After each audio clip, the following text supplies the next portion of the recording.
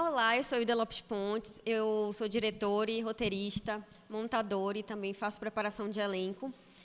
Estou completando esse ano 10 anos no audiovisual, o que é, para mim, muito surreal, assim. Para mim, sempre foi algo muito não palpável, assim, poder fazer audiovisual, eu estando nesse lugar da mulheridade.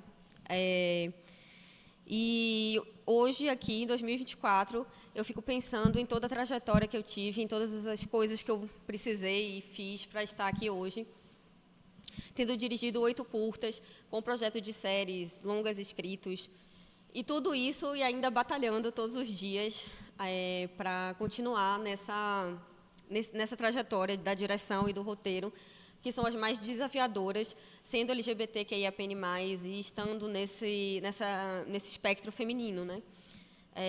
Eu comecei a minha carreira meio que no teatro, fazendo faculdade de direção teatral.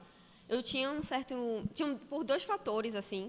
Eu tinha um certo incômodo com as interpretações dos filmes, no geral, do mundo, mas, assim, dentro das minhas possibilidades, dentro do cinema brasileiro, eu achava que os atores eles sempre estavam muito bem porque eles eram bons, mas eu achava, né, no auge dos meus 17 anos, que, né, eu iria ter um grande poder de dirigir todos os atores e melhorar todos os filmes.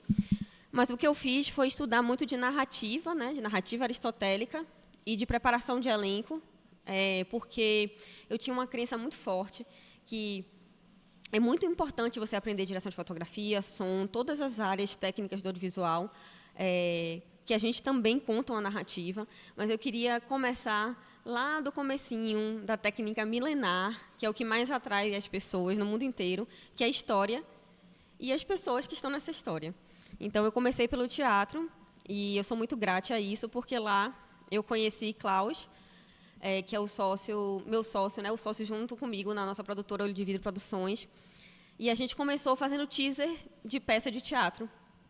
Então, eu tinha um sonho de dirigir filme, mas fazia só peças teatrais, e aí o Klaus era todos os meus filmes, ou das minhas peças. E aí a gente começou a fazer teaser para peça de teatro e ver que era possível, pelo menos, fazer algo de audiovisual. E aí a gente começou nesse rolê de fazer teaser de graça, porque a gente queria aprender e tudo mais, e aceitando uns esquemas insalubres, assim, mas foi um bom começo, assim. E aí, depois de um ano, a gente montando e fazendo esses teasers, eu tive a coragem de mostrar para ele um curta que eu tinha escrito, que hoje em dia eu vejo que era ok, mas assim, um pouquinho pretencioso, né? Porque, enfim, eu tinha 20 anos e, enfim, normal. E aí a gente dirigiu o meu primeiro curta, né? Eu dirigi o filme, ele fez a direção de fotografia, a gente chamou meio que os amigos, assim. E aí eu dirigi esse filme, a gente fez esse filme bem na guerrilha, a gente filmou em um dia. E aí eu só tinha R$ 100 que eu paguei o almoço de todo mundo. E foi bem nesse esquema guerrilhão mesmo, assim.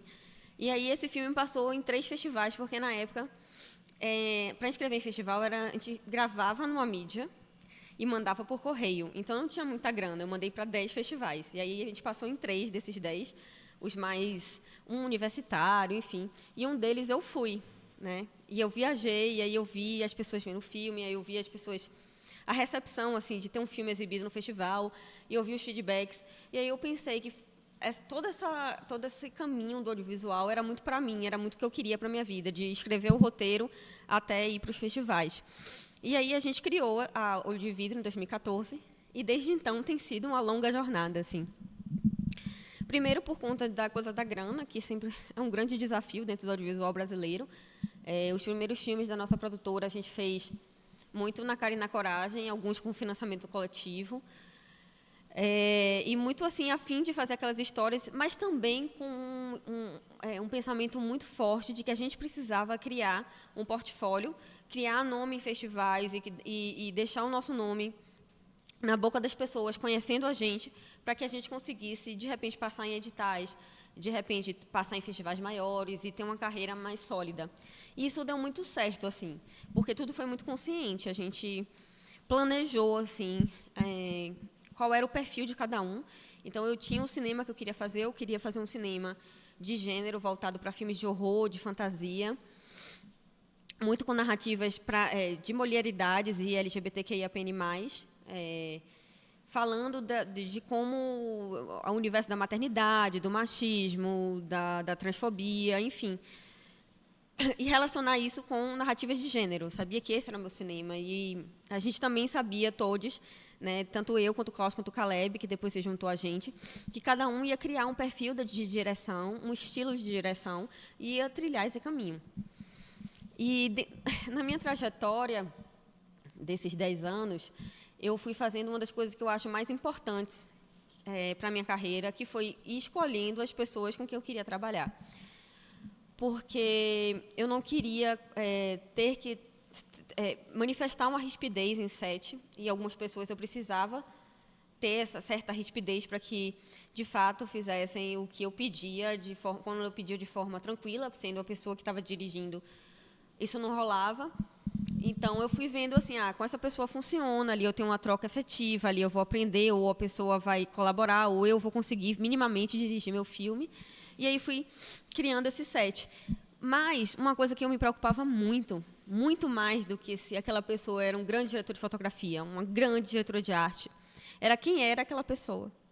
Então, eu acho que eu tenho muito orgulho em falar que minha maior contribuição para o Olho de Vidro foi batalhar muito por sets diversos. Então, eu sempre digo que, minimamente, se você for uma pessoa não muito legal, pense no seu filme. Um filme com muitos olhares vai alcançar mais pessoas e vai ser um filme muito mais legal.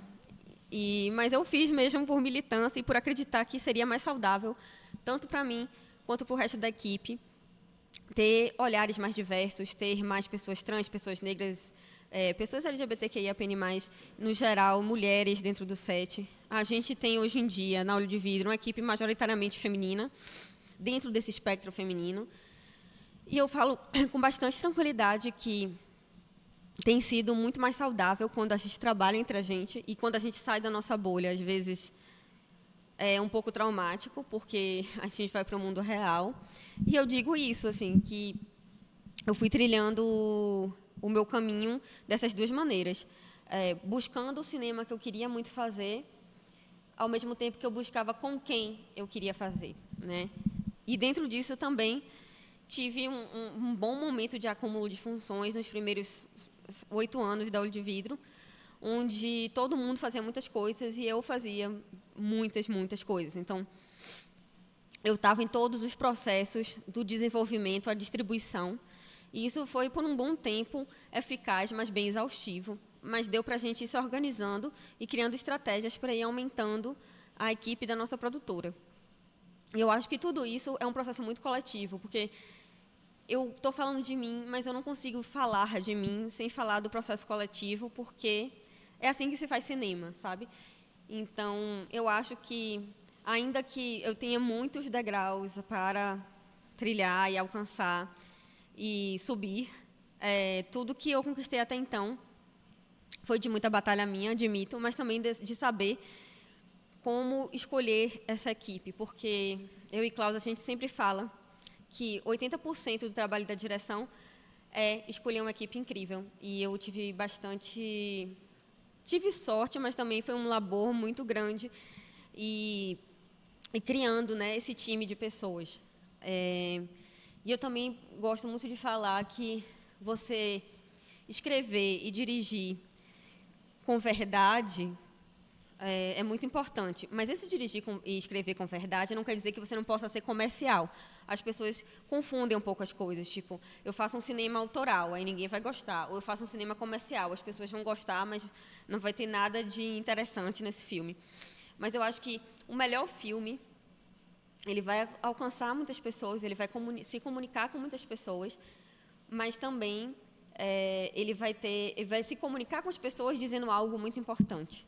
Então, eu tendo a querer fazer do meu cinema um cinema que diga coisas para as pessoas, né? Eu sei que o cinema ele não é um e-mail, um WhatsApp para a gente mandar uma mensagem, mas eu acho que a gente tem que se posicionar perante o mundo, mas sem esquecer que as pessoas querem se divertir. Então, eu sempre busquei dirigir, escrever histórias que as pessoas pudessem se identificar ou enxergar outras pessoas dentro do cotidiano, que a gente não considera que tem um comportamento legal, e aí a gente cria um posicionamento crítico, ou a gente reflita entre nossos amigos, ou com a gente mesmo e tal.